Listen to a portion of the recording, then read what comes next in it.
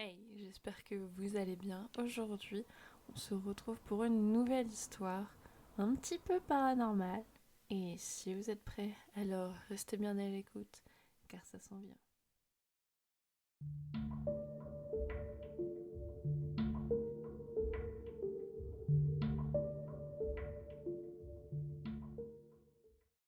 J'ai toujours été très attachée à ma famille. On était après les fêtes de fin d'année et je rentrais chez moi après les avoir passées auprès des miens. Enfin à la maison, je pensais à tout ce qui s'était passé durant les fêtes. J'étais perdue dans mes pensées quand, du coin de l'œil, je vis une forme noire passer dans mon couloir. Je me suis pas inquiétée et j'ai continué à déballer mes affaires.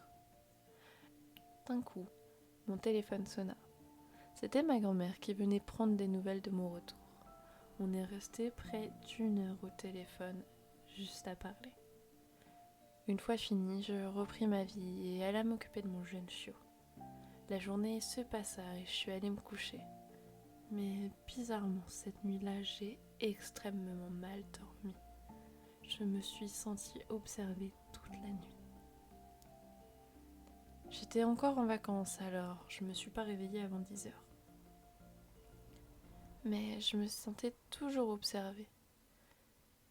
Je sentis quelque chose se poser sur ma main alors qu'il n'y avait rien. Sur le coup, je l'ai retirée, je l'ai frottée. Je l'ai sentie extrêmement froide. J'ai décidé de me lever et je suis partie prendre un petit déjeuner. Et là encore, pendant que je buvais mon café, je revis cette ombre.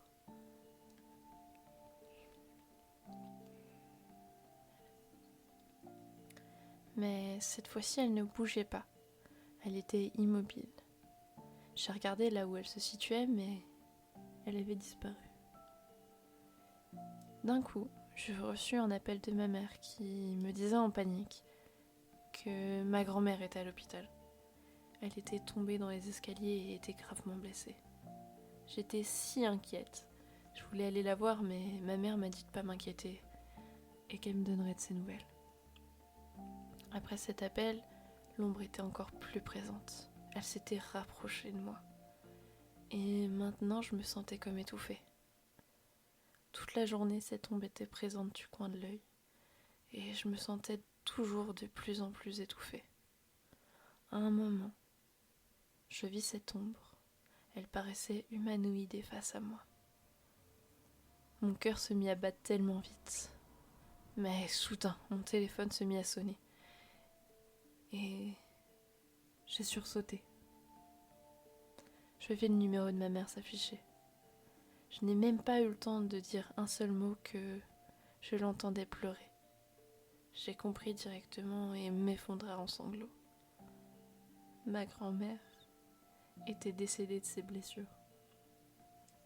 Je finis ma journée en pleurs et en boule dans mon lit, sans me rendre compte que tout ce temps-là, l'ombre n'était plus là. 2, 3 jours passèrent et l'ombre n'était plus là. Je m'étais donc dit que j'étais fatiguée et que c'était pour ça que je la voyais.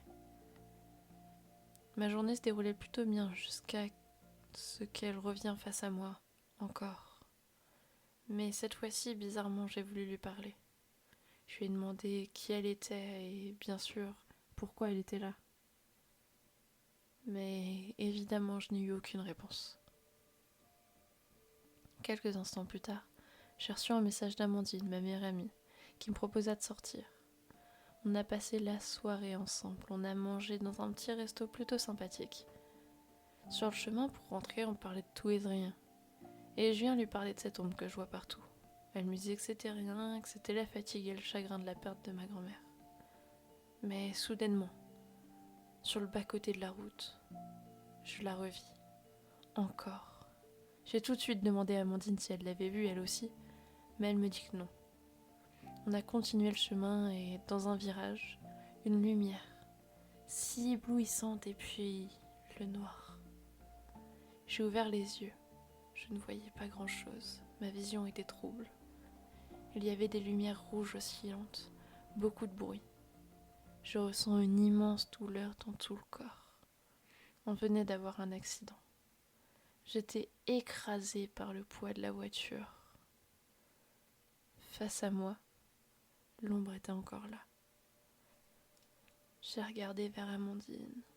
Elle ne réagissait pas. Son visage était couvert de sang.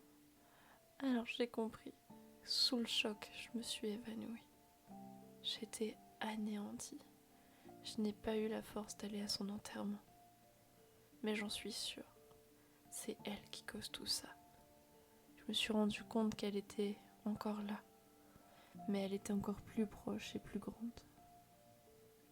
Je suis tellement abattue que je ne quittais plus mon appartement. Les journées passaient et cette ombre ne me quittait pas. Elle était toujours présente. Elle me suivait partout. Je me sentais comme constamment étouffée, comme si elle s'appuyait sur mon thorax.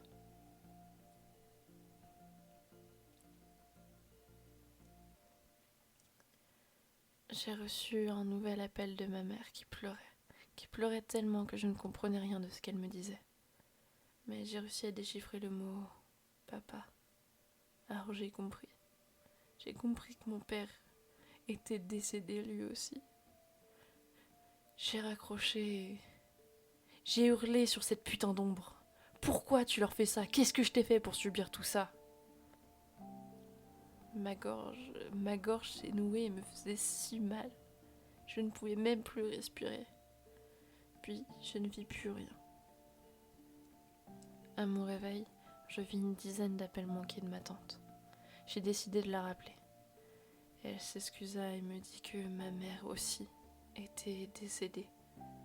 Elle s'était fait percuter par une voiture en sortant de la morgue après être allée voir mon père. Je n'avais qu'une envie, c'était de mourir moi aussi. J'étais tellement anéantie, je souffrais tellement, mais je ne pouvais pas partir en laissant mon chiot. Alors j'ai voulu me battre contre elle, mais elle était bien plus forte que moi. Elle m'oppressait la poitrine pour que je ne puisse plus respirer. Elle m'éjecta contre un mur. Elle devenait de plus en plus violente au fur et à mesure que j'essayais de me battre contre elle. Je savais très bien que je ne pouvais pas fuir car elle me suivrait n'importe où j'irais. J'ai essayé tout ce que je pouvais pour essayer de la faire partir, mais